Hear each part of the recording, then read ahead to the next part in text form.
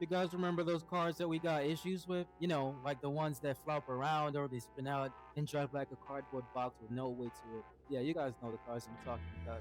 Well, in this update, you know, they announced that they adjusted the physics for how the cars drive, and I wanted to see if it got better or worse.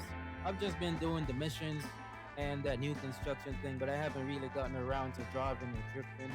So today, that's wanted to see if it got better or worse, and for the cars that I had trouble with in the past, if they actually done something about it. So yeah, and let me know your most hated car or the car that you dislike the most in the game when it comes down to driving. Mine is I would say the R8, the Audi R8. I have to tune the COG for myself, and that's the car I hate to race with the most when it comes on purely driving. For drifting, you know your boy Legends drifts everything. It don't matter what it is. So for drifting, I don't hate anything. We drift everything around here. But yeah, let me know the car that you dislike the most.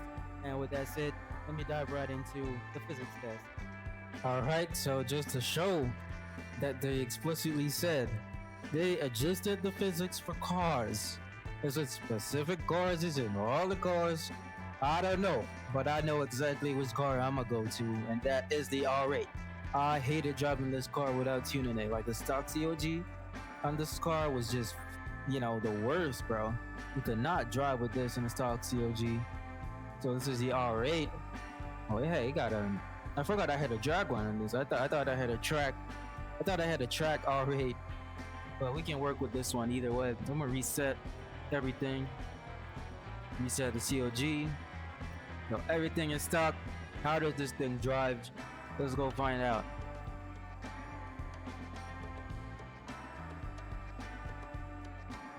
Okay, so the cars are not grounded. You know how. Alright, alright. So the R8 still skates around here. Okay, maybe the R8 is not the car to drive stock. You know what I'm saying? Maybe it's just not. I don't got any engine upgrades, by the way. It's the stock engine that I only added like a turbo to it. I didn't add anything else, and it just drive crazy. I don't know. You can never drive this thing to its full potential without messing around with the COT.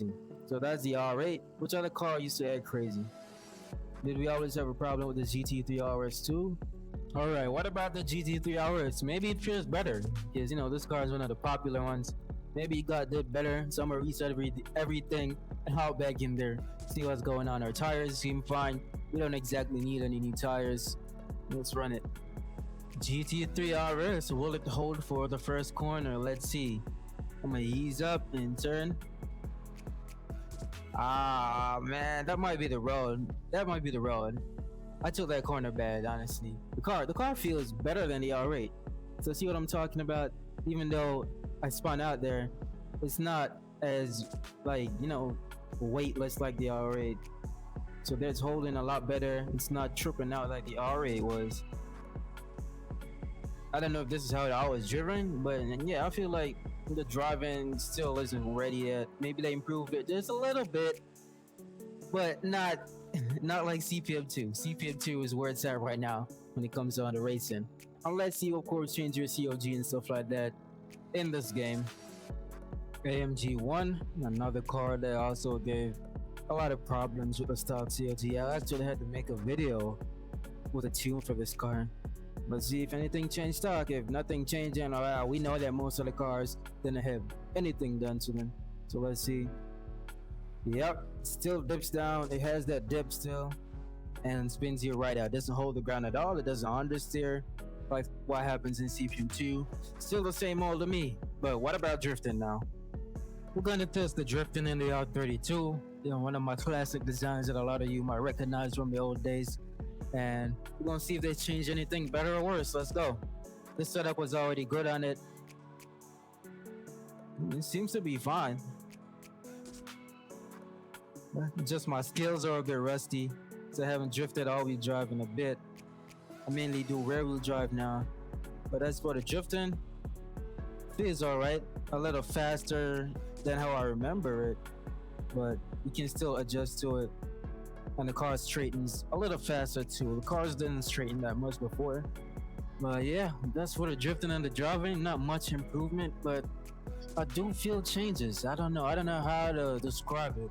Like it's not good, but like it's not terrible.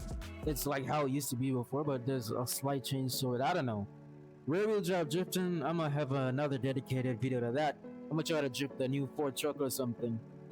Crazy. Do something crazy. But hey, thanks for watching.